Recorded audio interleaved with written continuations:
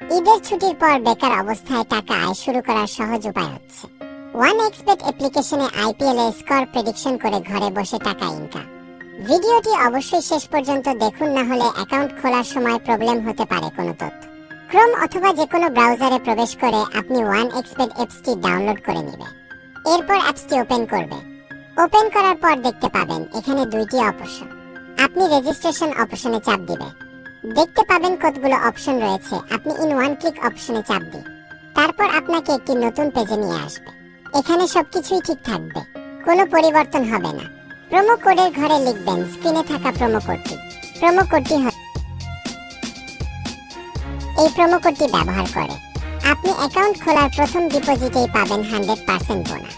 অর্থাৎ আপনি যদি 20,000 টাকা ডিপোজিট করেন তাহলে পেয়ে যাবেন আরো 20,000 টাকা, এবং প্রতি সোমবার ও শুক্রবার ডিপোজিট করার সাথে সাথেই পেয়ে যাবেন আরো 100% বোনাস, এবং বোনাস পাবেন আপনার জন্মদিনেও। এরপর নিচে থাকা কন্ডিশনগুলোতে টিক মার্ক করে দিবে। এরপর ডান পাশে থাকা অপশনটিতে ক্লিক করে দিবে। আপনার সামনে I am not robot verify page চলে আসবে। এটি নির্দিষ্ট কিছু ছবি সিলেক্ট করে দিয়ে ভেরিফাই করে দিবে। এরপর আপনাকে একটি আইডি এবং পাসওয়ার্ড দিবে। এই আইডি এবং পাসওয়ার্ডটি খুব যত্ন সহকারে রেখে দেবেন অথবা একটি স্ক্রিনশট দিয়ে রাখবেন। এখন নেক্সটে ক্লিক করবে। আমার অ্যাকাউন্টটি খোলা হয়ে গেছে। এখন অ্যাকাউন্টটি ভেরিফাই করতে হবে। এর জন্য চলে আসবেন নিচের মেনু অপশনটি। দেখতে পাবেন উপরের স্থানে পার্সোনাল প্রোফাইল, এই অপশন সিলেক্ট করে দিন। তারপর দেখবেন ফোন নাম্বার লিংক। এই ফোন নাম্বার লিংকে ক্লিক করুন। এখানে আপনার ফোন নাম্বারটি বসিয়ে দিবেন। তারপর একটি কোড আসবে, সেটি অবশ্যই বসিয়ে দিবেন। এখন অ্যাক্টিভ অপশন ক্লিক করুন। এখানে দেখতে পাচ্ছেন ফিল ইন পার্সোনাল অপশন, এই অপশনে ক্লিক করে দিবেন। তারপর দেখতে পাবেন আপনাকে এরকম একটি ফর্ম দেওয়া হয়েছে। এই স্থানে আপনার আইডির তথ্যের সাথে মিল রেখে আপনার তথ্যগুলো বসিয়ে দিবেন।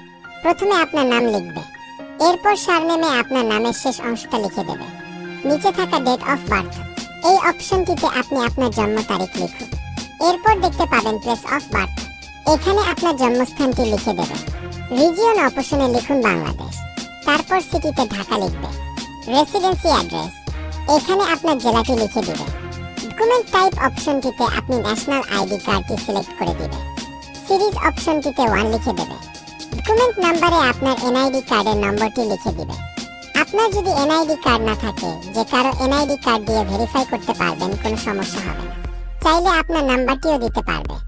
এরপর নিচে থাকা ডেট অফ ইস্যু অপশনটিতে এনআইডি কার্ডের উল্টো পাশে দেওয়া ইস্যু নাম্বারটি লিখে দেবে। এরপর নিচে ইস্যুড বাই বাংলাদেশ গভর্নমেন্ট লিখবে।